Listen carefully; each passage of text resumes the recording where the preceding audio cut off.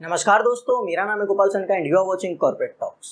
Guys, आज की इस वीडियो में हम लोग डिस्कस करने वाले हैं झारखंड हाई कोर्ट के एक रिसेंट जजमेंट के बारे में। जो जजमेंट बात करता है इंटरेस्ट के केस में एक जो इशू है उससे related. Guys, interest under GST, जब से जीएसटी की इम्प्लीमेंटेशन हुई है दैट इज 1 जुलाई 2017, तब से लेके आज तक इंटरेस्ट के मैटर में बहुत सारे लिटिगेशंस हुए हैं। बहुत डिपार्टमेंट्स अपने हिसाब से कैलकुलेशन करके टैक्स पेयर को नोटिस भेजता है। टैक्स पेयर्स के लिए अभी तक भी इंटरेस्ट की बहुत सारी चीज़ें हैं जो क्लियर नहीं है, प्रोविजन समझने में दिक्कत हो रही है। तो अभी रिसेंटली झारखंड हाई कोर्ट ने एक जजमेंट पास किया और उस जजमेंट के बारे में हम लोग आज डिस्कस करने वाले हैं। तो सबसे पहले हम लोग आज जो डिस्कस करने वाले हैं, झारखंड हाई कोर्ट के सामने में दो जो रिट पिटीशन फाइल हुआ था in the case of Mahadev construction company. उस कंपनी के दो इश्यूज थे जिससे रिलेटेड वो रिट पिटीशन फाइल हुआ था। तो पिटिशनर का जो इशू था वो दो इश्यूज कुछ इस प्रकार थे। सबसे पहला कि अगर इंटरेस्ट अंडर सेक्शन 50, इंटरेस्ट जो है सेक्शन 50 के अंदर में जो हम लोग कैलकुलेट करते हैं, सेक्शन 50 सबसेक्शन 1, अगर टैक्स पेमेंट लेट से होता है, ड्यू डेट के बियॉन्ड होता है, तो अगर वो इंटरेस्ट डिटरमिन्ड नहीं है थ्रू डिटरमिन्ड है विदाउट एडजुडिकेशन, मतलब डिपार्टमेंट ने अपने हिसाब से इंटरेस्ट कैलकुलेट करके दिया। डिपार्टमेंट ने बोला कि आपका इतना इंटरेस्ट लायबिलिटी आता है और वो उसमें कोई एडजुडिकेशन का जो प्रोसेस है, एडजुडिकेशन का प्रोसेस मैं आप लोगों को बता दूं, सेक्शन 73 और 74 के अंदर में स्पेसिफाइड है। सेक्शन 73 और 74 में एक प्रोसेस स्पेसिफाइड है जिस प्रोसेस के थ्रू डिपार्टमेंट रिकवरी करता है, जो एक्चुअली डिमांड एंड रिकवरी का चैप्टर के अंदर में है। तो अगर वो एडजुडिकेशन का प्रोसेस फॉलो नहीं होता है और इंटरेस्ट डिटरमिन्ड है, तो क्या वो इंटरेस्ट लीगली वैलिड है या नहीं है।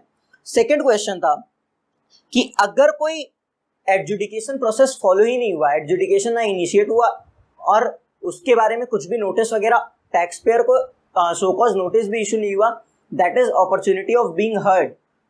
टैक्स पेयर को अपने एविडेंसेस या अपने पॉइंट्स रखने का कुछ चांसेस भी नहीं दिया गया, अपॉर्चुनिटी नहीं दिया गया। तो उस केस में क्या इंटरेस्ट की रिकवरी के लिए डिपार्टमेंट सेक्शन 79 के स्टेप्स ले सकता है। सेक्शन 79 क्या है हम लोग देखेंगे इस वीडियो में। तो ये दो इश्यूज थे। अब ये दो इश्यूज पे सबसे पहला इशू जो मैंने आपको बोला कि क्या विदाउट एडजुडिकेशन इंटरेस्ट डिटरमिन हो सकता है, तो इसके ऊपर में टैक्स पेयर यानी कि पिटिशनर के कुछ आर्ग्यूमेंट्स थे, पिटिशनर के जो काउंसिल थे उनके कुछ आर्ग्यूमेंट्स थे।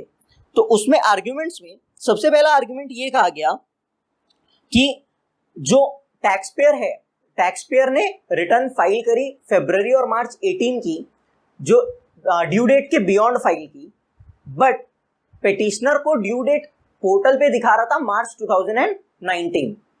नाउ आप लोगों को याद होगा 17-18 के जो जीएसटी रिटर्न थी उसके लिए ये जीएसटी काउंसिल के रिकमेंडेशन पे जीएसटीआर 3B की लेट फाइलिंग पे लेट फीस को वेव किया गया था। आई रिपीट, लेट फीस को वेव किया गया था 17-18 की, 2017 जुलाई से लेके मार्च 2018 तक। अगर उसकी फाइलिंग डेट 23 दिसंबर से लेके 31 मार्च 2019 के बीच में फॉल करती है, यानी 23 December 2018 to 31 March 2019। Now GST portal पे ड्यू दिखा रहा था कि due date is March 2019। Now अब ड्यू डेट ऐसा दिखा रहा था तो tax payer was of the view कि सिंस ड्यू डेट मार्च 2019 है तो अगर उसके अंदर में हम लोग फाइल कर देते हैं तो इंटरेस्ट भी नहीं लगेगा। डिपार्टमेंट ने पिटिशनर को इंटरेस्ट की नोटिस भेजी और इंटरेस्ट का जो ऑर्डर भेजा उसमें इंटरेस्ट के अमाउंट को क्वांटिफाई करके भेज दिया गया, but tax payer was not in agreement with that amount, मतलब interest amount was disputed. So as per the council, जो पिटिशनर के जो काउंसिल थे उनका कहना था कि since the amount was disputed तो उसकी डिटर्मिनेशन एडजुडिकेशन प्रोसेस से होनी चाहिए थी, जो कि सेक्शन 73 और 79 में है।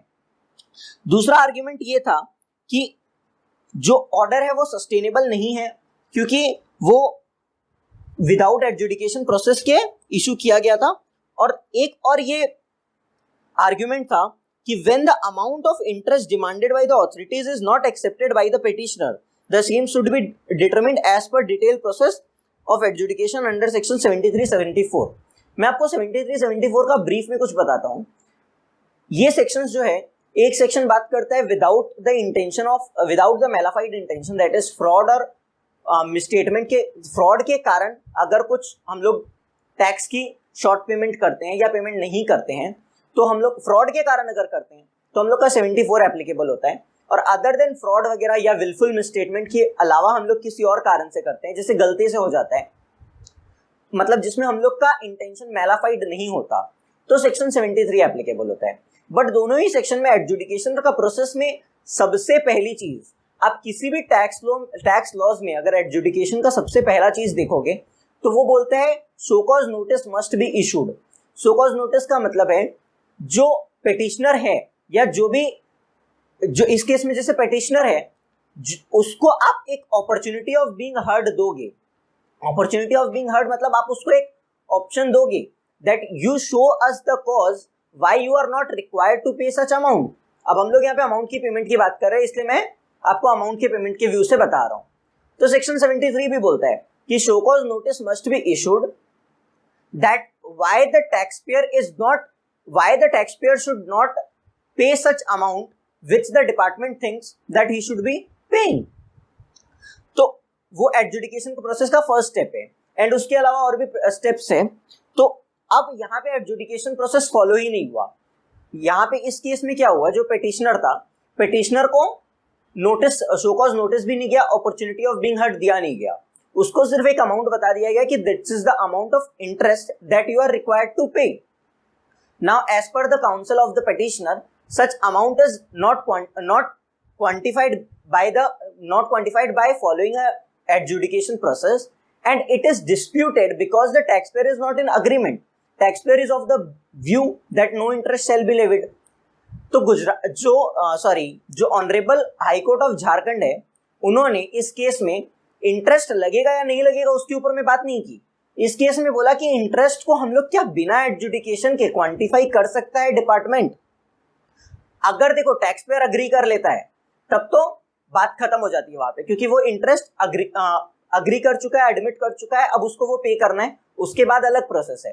बट अगर अग्री नहीं करता है तो क्या डिपार्टमेंट को क्या करना चाहिए, क्या वो डायरेक्टली सेक्शन 79 में रिकवरी कर सकता है. अब सेक्शन 79 क्या बोलता है, सेक्शन 79 बोलता है अगर टैक्स पेयर कोई भी amount payable to the government pay नहीं करता है, उसको नोटिस मिलती है और वो कुछ एक टाइम लिमिट के अंदर में पे नहीं करता है, तब department can recover the taxes by different means. उसमें से एक वे है जो सेक्शन 83 में लिखा हुआ है, that is attachment of bank account. मतलब बैंक अकाउंट अटैच कर सकते हैं एंड वो डिपार्टमेंट अपने तरीके से रिकवर करेगा. तो ये एक पार्ट हो गया. बट अब जो पेटिशनर की तरफ से जो काउंसिल थे, उनका कहना है कि since the amount was not quantified by way of adjudication and it was not admitted, जो अमाउंट है वो एडमिटेड भी नहीं है और मतलब टैक्स पेयर ने एडमिट भी नहीं की और डिपार्टमेंट ने एडजुडिकेशन फॉलो भी नहीं किया, तो it is not amount payable. Section 79 बोलता है when the amount payable is not paid then the recovery proceeding shall be started. Now यहां पे क्या हो रहा है, अमाउंट पेएबल तो ये बना नहीं एज पर द काउंसिल, तो सेक्शन 79 में जो प्रोसीडिंग्स की गई वो लीगली करेक्ट नहीं है. जो डिपार्टमेंट का एक्शन था that is not legally correct.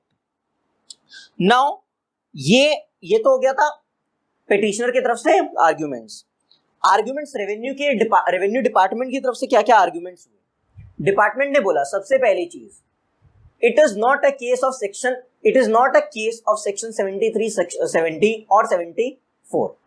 Why so? Department ने बोला सेक्शन 73 और 74 बोलता है when the amount of tax is not paid or is short paid, then the provisions of section 73, 74 shall apply. वहां पे टैक्स की बात की गई है, but this is the case of interest. In this case, what happened? Taxpayer paid the tax before. Taxpayer paid the tax, मतलब not before, but paid it beyond the time limit. So in that case, tax is paid as per the department. Only the interest portion is not paid. So it is not a case of section 73-74.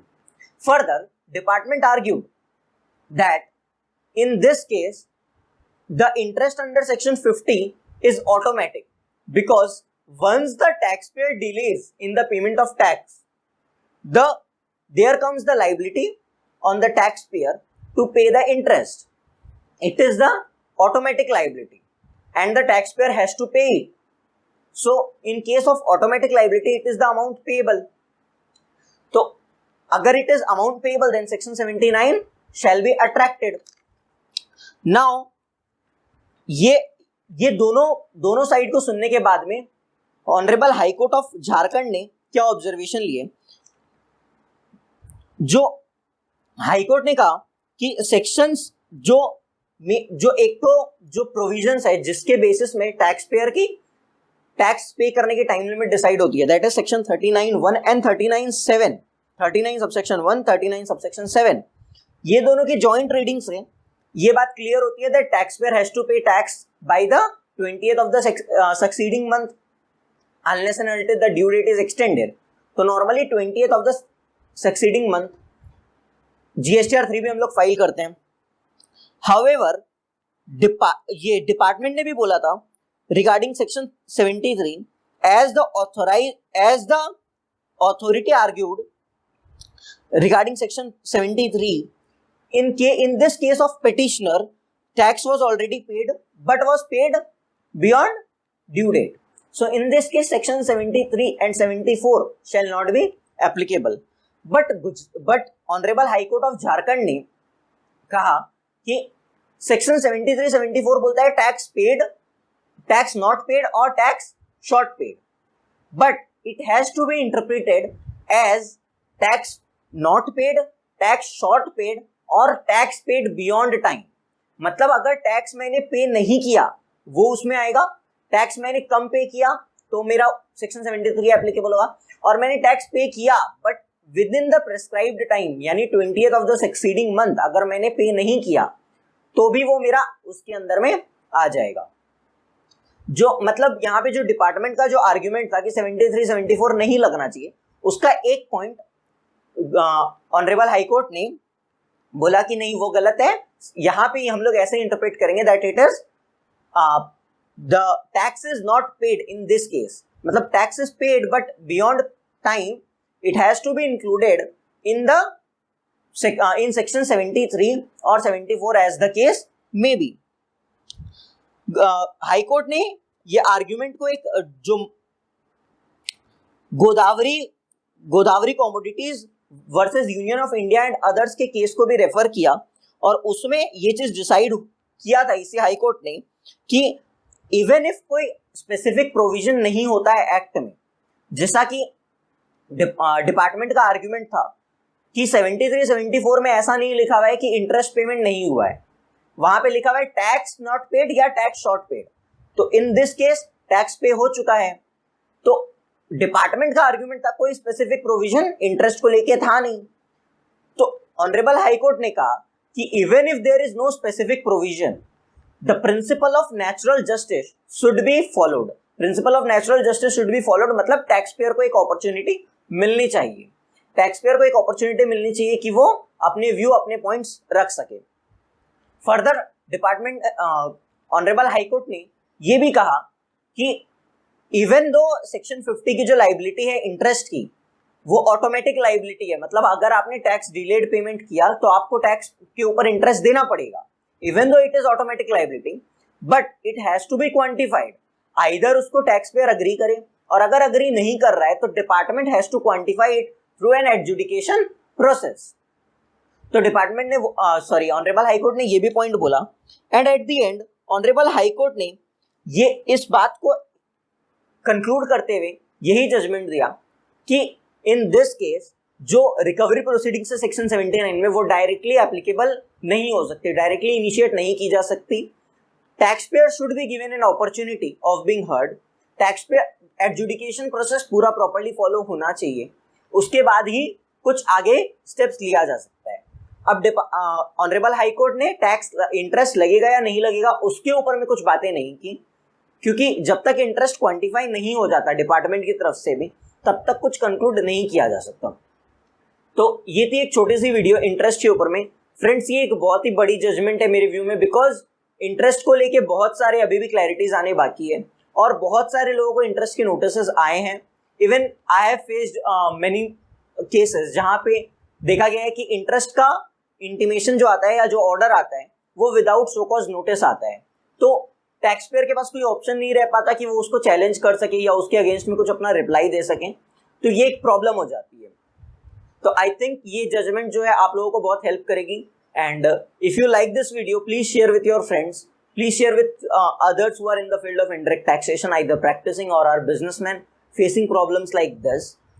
And friends, if you have any query related to this video, or if you want me to cover videos on any other topic that you want me, if you want me to discuss on some other topic, maybe interest or maybe related to any other provision of the act or any other judgment or anything related to GST, then please feel free to contact me through the mail ID given at the end of this video. Thank you guys for watching. Keep learning, stay updated, and stay home, stay safe.